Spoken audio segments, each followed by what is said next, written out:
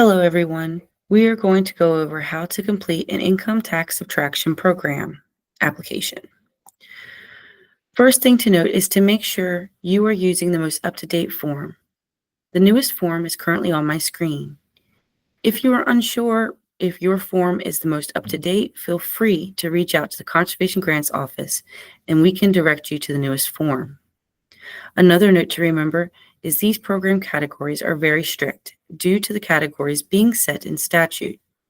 We are trying to make some changes, but it will take time due to having to change the law.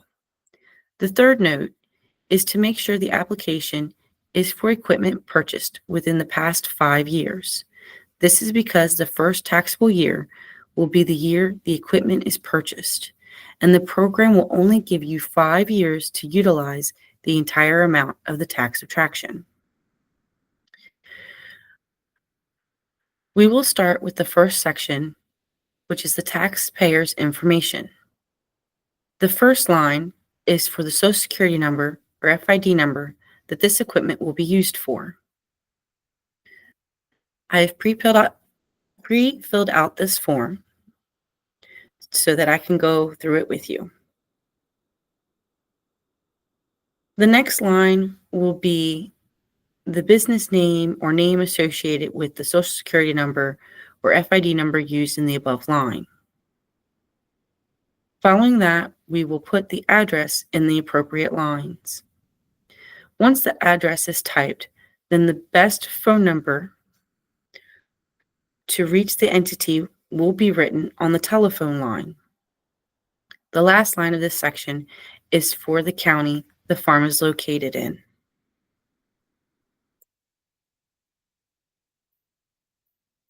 The next section is equipment information.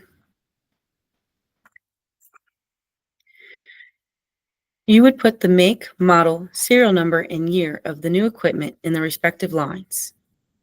Then you would put the place of purchase and the date of purchase on those lines.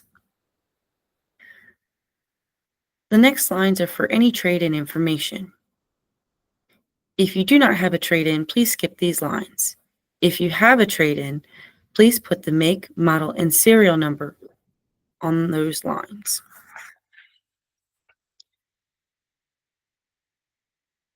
The third section is the equipment type section. Check the equipment category that represents the equipment you purchased. The options are no-till planter or drill, manure injector or spreader, deep no-till ripper, vertical tillage that will be used to incorporate manure, global positioning system or device, or optical sensing and nutrient application systems. We also have a category for installation costs for a GPS or optical sensing and nutrient application system equipment that was purchased separately from the equipment it was installed on. Once the appropriate category is checked, you would move to the right and put the equipment cost on that line. This cost would not include any fees, shipping or handling, or other unrelated charges. You would also have to reduce the cost by the trade-in amount if the trade-in had been used in this program. To the right of the cost line is the percentage of the cost that is available for this program. Once that figure is calculated, you will write it in the tax subtraction amount line. If you are filling this form out on your computer, it should automatically calculate that. Then you will total all the tax subtraction amounts and write it in the total Maryland income tax subtraction line. Again, that will total if you're editing the form.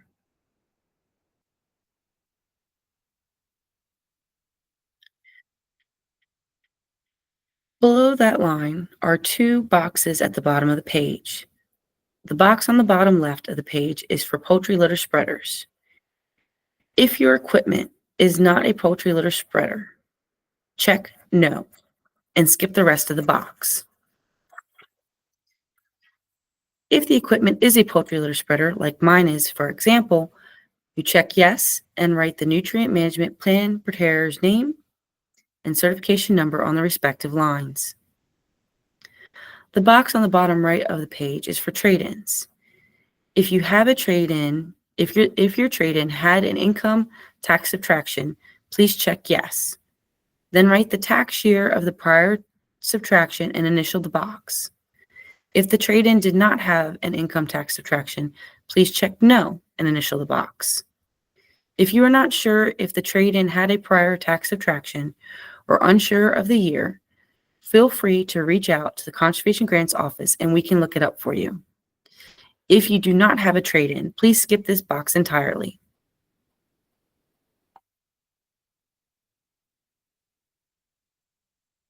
Page 2 of the application has a line for the name and Social Security or FID number of the tax preparer. This is so we can always keep the two pages together. Then the tax preparer must check the category that corresponds with the equipment type to sign. They must also make sure that they verify that the information on these categories is correct for their equipment.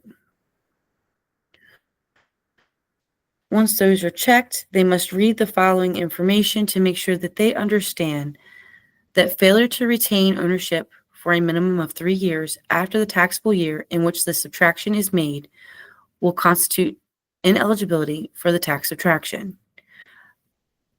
They also verify that this equipment will be used in agricultural production and that they will assume responsibility for repayment of any taxes owed on the amount subtracted if the above requirements are not met. They must sign this form and date it. The next section on page 2 is for the sole district employee. The district employee must check the category that the equipment corresponds to and that the requirement is met. For instance, once they read the categories, so my example is spread poultry litter and has the capacity to be calibrated to 1 ton per acre or apply or inject solid liquid livestock waste. So the district employee would check this box and then sign, write their title and date.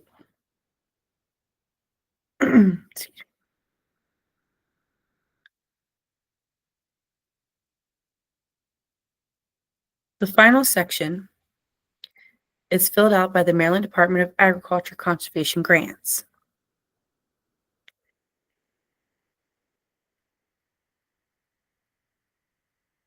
I also want to note that when the Maryland Department of Agriculture employee reviews the equipment for eligibility, we go to the manufacturer website and look at the details. For instance, vertical tillage equipment is sometimes listed on the manufacturer website. If the website does have a list of vertical tillage equipment and the equipment that is on this form is not listed as vertical tillage with the manufacturer, then the equipment does not meet the vertical tillage requirements. The taxpayer must also include a receipt for the equipment on the application and the trade-in information.